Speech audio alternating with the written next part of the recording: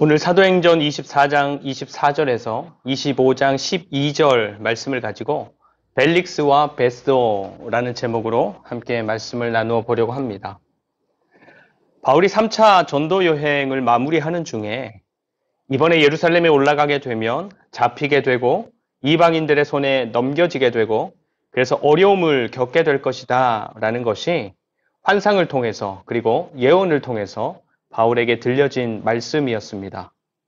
그래서 바울 주변에 있었던 바울을 사랑하고 바울을 아꼈던 사람들은 이번에는 올라가지 말아라. 다들 그렇게 바울을 막아섰죠. 그렇지만 바울은 자기가 어떻게 될지 모르기 때문에 하나님의 뜻을 외면하는 자신이 되는 것보다 어떻게 될지 모르지만 하나님의 뜻을 이루는 자신의 삶이 되기를 원했기 때문에 그래도 간다 했던 것입니다. 그리고 더불어서 예루살렘에 들어가서 겪어야 할 불편함이나 어려움들이 분명히 있겠지만 예수님께서 자기에게 허락하신 사역이 예루살렘에서 끝나는 게 아니라 로마에까지 이어지게 되리라 여겼기 때문에 예루살렘에서 어떻게 해야 하는지 지금 당장은 답이 안 보여도 그래도 나는 그리로 간다 했던 것입니다. 근데 여러분, 우리에게도 그런 생각들이 좀 있는데 우리가 뭔가 하나님을 향해서 결단하면 뭔가 희생을 결단하고 헌신하기로 작정하면 하나님께서 우리가 결단한 만큼 희생되지 않도록 그만큼의 손해까지는 보지 않도록 상황들을 인도해 주시고 막아주시고 필요를 채워주실 거다라는 하나님을 향한 막연한 기대, 바램 이런 것들이 우리에게 있는 것입니다. 바울의 경우로 이야기해 본다면 바울에게는 예언된 말씀이 있었습니다. 이번에 예루살렘에 들어가게 되면 유대인들에게 붙잡히게 되고 이방인들 손에 넘겨지게 되고 그 후로는 어찌 될지 모른다라는 예언이 있었습니다. 그래서 바울을 사랑하는 사람들은 제발 들어가지 말아라. 예루살렘에 이방인들이 많아서 그들에게 복음을 전하러 가는 것도 아니고 뻔히 예상되는 불구덩이 속으로 일부러 뛰어들 필요가 있는가? 들어가지 말아라 강권합니다. 하지만 바울은 하나님 앞에서 작정, 결단하는 것이지요.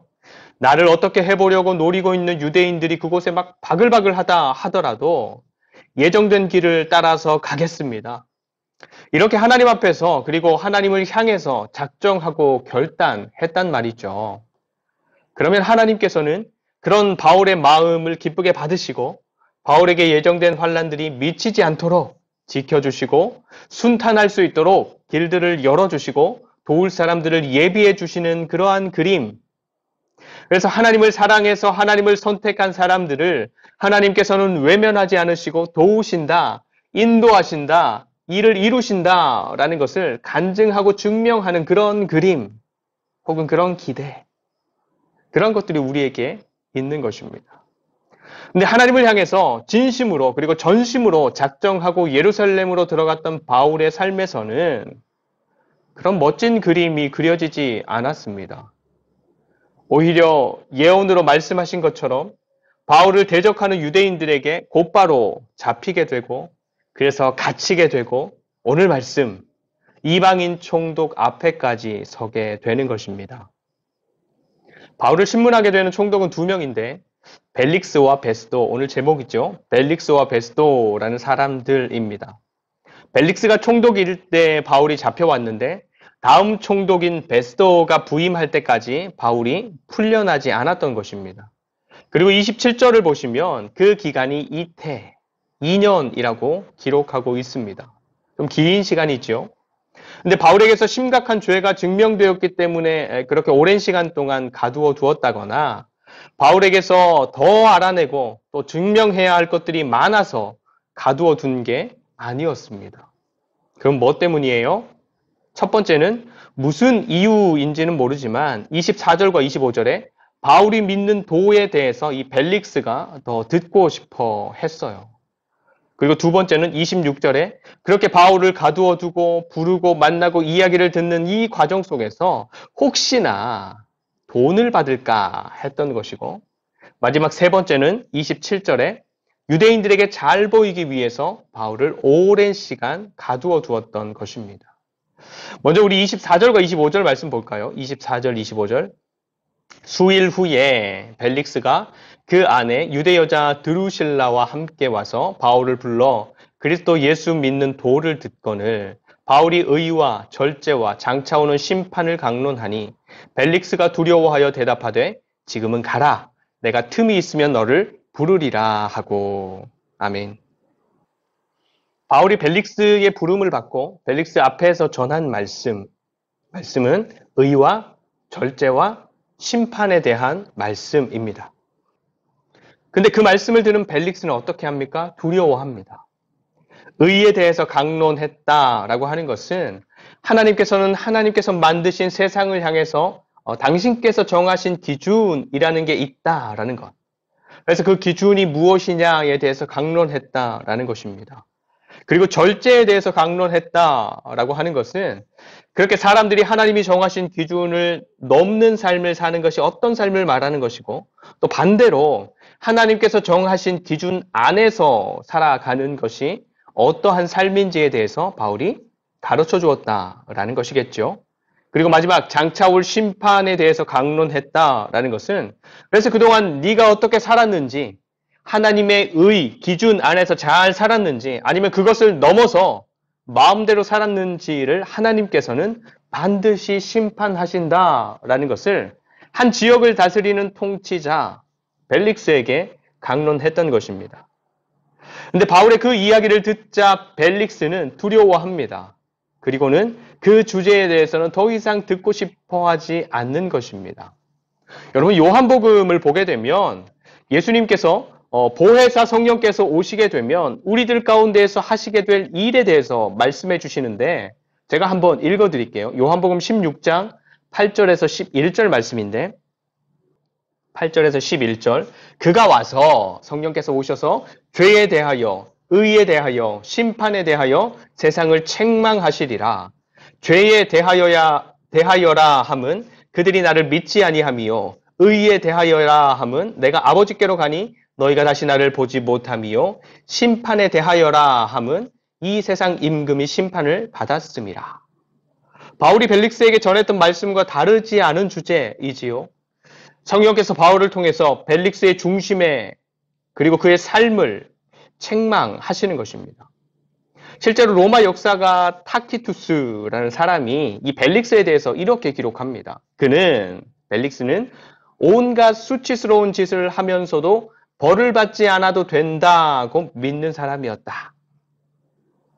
사실 벨릭스도 눈이 있고 귀가 있는데 자기가 살아가는 삶이 다른 사람들 보기에 별로인 삶이었다면 사람들이 자기에 대해서 수근수근 하는 것들에 대해서 몰랐을까요? 알았을 것입니다. 또 가까운 어떤 사람들은 그런 삶에 대해서 직접적이든 간접적이든 이야기했을지도 모릅니다. 그렇지만 그동안의 벨릭스는 개의치 않았습니다.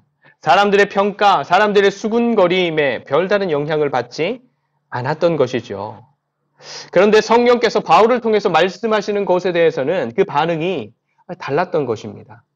갇힌 상황에 있는 사람이 전해준 말씀이고 무시하고 가볍게 여길 수 있는 형편의 사람이 전해준 말씀인데 그 말씀이 벨릭스의 마음을 두렵게 했던 것입니다. 여러분, 성령께서는 보혜사이십니다. 보혜사. 우리를 돕는 분, 헬퍼. 근데 우리 믿는 자들을 향한 그분의 도움은 우리의 길을 인도하시고 우리를 지켜주시고 우리를 새롭게 하시는 그런 것들만을 의미하지 않습니다. 우리를 돕는 일 중에는 하나님의 바른 기준을 깨닫게 하시고 그 기준으로 살아가는 삶이 무엇인지에 대해서 바로 알게 하시고 그래서 우리의 삶이 거기에 미치지 못할 때 하나님을 향해서 두려운 마음을 가지게 하는 것. 그래서 잘못된 우리의 생각과 삶을 하나님께로 다시 돌이키도록 인도하시는 것. 그건 역시도 우리를 돕는 성령님의 역사, 사역인 것입니다. 그렇기 때문에 여러분, 우리의 삶이 그냥 내가 생각하기에도 하나님께서 원하시는 것들과 멀어지는 삶을 살아가고 있는데도 내가 나의 삶이 그렇다, 내 언행이 그렇다라는 것을 인식하고 있는데도 불구하고 우리의 마음이 평안하다. 그런 내 삶에 대해서 별 생각이 들지 않는다. 이건 정말로 심각한 상황에 처해 있는 것입니다. 영적인 무감각. 하나님에 대해서, 하나님의 말씀에 대해서 전혀 감각하지 못하는 것입니다. 지식으로는 알고 있지만, 이 머리로는 알고 있지만 그것이 생명으로, 능력으로, 살아있는 진리로는 더 이상 감각되지 않는 삶인 것입니다. 그리고 그러한 상황이라면 예수님을 통해서 주시는 구원, 영적인 생명이 여전히 그 사람에게 있다라는 확신을 할 수도 없는 것입니다. 여러분, 하나님을 향한 여러분들의 영적인 감각은 살아 있습니까? 하나님의 말씀을 향한 여러분들의 영적인 감각은 살아 있습니까? 살아 있다면 요즘 여러분들에게 신호를 보내시는 성령님의 감동, 깨달음은 무엇입니까? 평안함? 위로? 아니면 벨릭스에게서처럼 두려움? 벨릭스는 자기에게 다가오는 두려움, 성령께서 바울을 통해서 의와 절제와 장차올 심판에 대해서 두려운 마음으로 감동하실 때 어떤 태도를 갖습니까? 외면합니다. 외면합니다. 지금은 가라. 틈이 있으면 너를 부르겠다. 물론 그 이후로도 벨릭스는 바울을 다시 부르고 또 자주 부르고, 그래서 바울과 대화하는 시간들도 더 많이 갖습니다. 하지만 단지 그뿐이었습니다. 두려움이 있었지만 성령의 감동하심에 대해서 더 깊이 고민하고 반응하고 그것에 대해서 대화하는 것은 더 이상 이루어지지 않았던 것입니다. 오히려 바울을 자주 불러 만나면서 벨릭스가 관심 가졌던 것은 26절에 돈이었습니다. 돈. 바울을 통해서, 그리고 바울을 찾아오는 사람들을 통해서 어떻게 하면 돈을 좀 받을 수 있을까? 어떤 주제로 이야기하면 돈을 좀 주려고 할까? 이런 생각들만 했던 것이고, 그래서 그런 쪽으로 대화를 유도하기도 했겠죠. 네, 여러분, 우리도 누군가와 대화를 해보면 알지만 상대방이 어떤 의도를 가지고 나에게 말을 걸어올 때 그 사람과 조금만 이야기해보면 정확히는 아니더라도 상대방이 나에게 무엇 때문에 말을 걸어왔는지, 그래서 나한테 뭘 원하는지 어느 정도 짐작할 수 있지 않습니까? 그런데 벨릭스처럼 다른 사람들의 시선을 별로 신경 쓰지 않는 사람이 또 온갖 수치스러운 일을 하고도 벌을 받지 않을 거라는 생각을 하면서 살아가는 사람이 돈을 바라면서 바울을 불러 대화할 때 바울이 눈치채지 못하도록 막 우회적으로 그렇게 대화를 이끌었을까요? 벨릭스라면 아주 노골적으로 이야기하지 않았을까요? 근데 바울은 벨릭스의 의도대로 끌려가지 않습니다. 그래서 벨릭스도 자기 임기가 다하기까지 바울을 놓을 수 없었어요. 돈을 바라는 마음을 끝까지 포기하지 않았던 것이고, 또 그렇게라도 해야 돈은 얻지 못하더라도 바울을 대적하는 유대인들의 마음이라도 얻을 수 있다 여겼기 때문에 자기 임기가 끝날 때까지 바울을 가두어 두었던 것입니다. 근데 바울을 향한 환란은 안하무인격인 이 벨릭스에게서 끝나지 않습니다. 벨릭스 다음 총독으로 부임해온 베스도에게서도 이어지는 것입니다. 우리 25장 1절에서 3절 말씀 보겠습니다. 25장 1절에서 3절. 베스도가 부임한 지 3일 후에 가이사랴에서 예루살렘으로 올라가니 대제사장들과 유대인 중 높은 사람들이 바울을 고소할세 베스도의 호의로 바울을 예루살렘으로 옮기기를 청하니 이는 길에 매복하였다가 그를 죽이고자 함이더라. 아멘. 베스도는 벨릭스와 달리 그래도 자기 일에 책임감 있고 좀 상식적인 사람이었습니다. 그런데 베스도의 어떠함과 상관없이 새로운 총독으로 부임해오자 2절에 높은 자리에 있는 유대인들이 곧장 바울을 향해서 달려듭니다. 총독에게 곧바로 바울을 고소하고 가이사랴에 구류되어 있는 이 바울을 예루살렘으로 데려오기를 청하면서 그렇게 옮겨오는 도중에 바울을 죽이려는 작전을 짰던 것입니다. 새로운 총독 입장에서도 유대인 사회의 지도층이 요청하는 것이었기 때문에 무시할 수 없는 요청이었죠. 그래서 유대인들의 작전을 알지는 못했지만 벨릭스 때로부터 있었던 사건이 이 바울과 관련된 사건이었기 때문에 이 사건을 되도록 빨리 처리하려고 바울을 예루살렘으로 데리고 와서 준비해서 재판하지 말고 지금 바울을 고소하는 너희들 나와 함께 가이사랴로 가서 거기서 재판을 하자라고 제안하는 것입니다. 그래서 6절부터 8절 말씀을 보면 가이사랴로 내려온 베스도하고 또 함께 내려온 유대인들하고 바울이 한자리에 나와서 이제 고발하고 변명하는 바울의 재판을 하게 됩니다. 근데 역시나 제대로 된 증거는 없었어요. 유대인들은 그냥 자기들의 지위로, 권세로 총독에게 밀어붙여서 바울을 어찌해 보려고 했는데 잘 안 되었던 것이죠. 근데 베스도가 이렇게 돌아가는 상황을 쭉 지켜보니까 고소한 유대인들이 제대로 된 증거를 제시하지 못한다. 바울은 죄가 없다. 그래서 유대인들이 이 상황에서 밀린다. 이렇게 판단이 되는 것입니다. 근데 이런 상황에서 베스도는 바울이 죄가 없으니까 석방은 해야겠는데 그렇게 되면 유대인들이 싫어할 거란 말이죠. 그런데 베스도는 유대인 사회의 지도층들을 잃고 싶지 않은 것입니다. 그래서 9절 베스도가 유대인의 마음을 얻고자 하여 바울더러 묻되 내가 예루살렘에 올라가서 이 사건에 대하여 내 앞에서 신문을 받으려느냐. 바울을 예루살렘으로 옮겨가는 것은 유대인들 중 높은 사람들이 베스도가 부임하자마자 찾아와서 했던 제안이죠. 요청. 베스도는 지금 이 가이사랴 재판 자리에서는 유대인들이 바울을 이길 수 없을 것으로 판단이 되니까 유대인들이 자기에게 했던 처음 제안을 들어줘서 그들의 마음을 얻어보려고 했던 것입니다. 근데 베스도의 말을 듣고 바울이 따지듯이 하소연하는 것이죠. 11절 만일 내가 불의를 행하여 무슨 죽을 죄를 지었으면 죽기를 사양하지 아니할 것이나 만일 이 사람들이 나를 고발하는 것이 다 사실이 아니면 아무도 나를 그들에게 내줄 수 없나이다. 내가 가이사께 상소하노라 한대. 아멘. 자기에게는 죄가 없다라는 것이 분명하게 확인되고 있음에도 불구하고 베스도가 지금 보이는 행동을 보니까 바울은 이 사람 베스도도 믿을 수 없다. 유대인들 편이구나.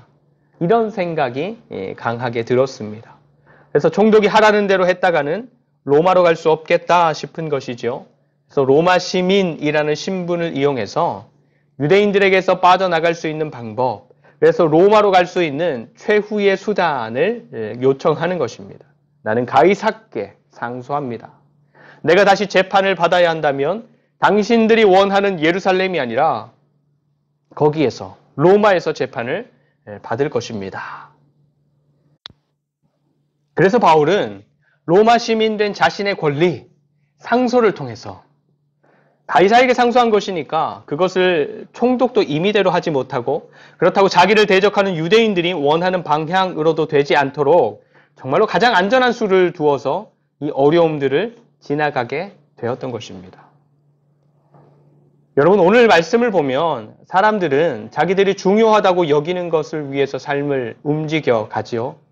벨릭스는 돈을 원하고 또 유대인들의 마음을 얻고자 해서 바울을 지나치게 오랜 시간 동안 구류합니다.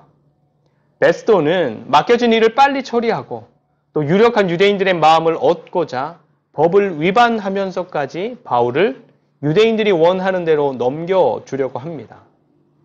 지금 바울 앞에 있는 이 두 총독들은 자기들이 원하는 것들을 이루기 위해서라면 법을 어기는 것 별것 아닙니다.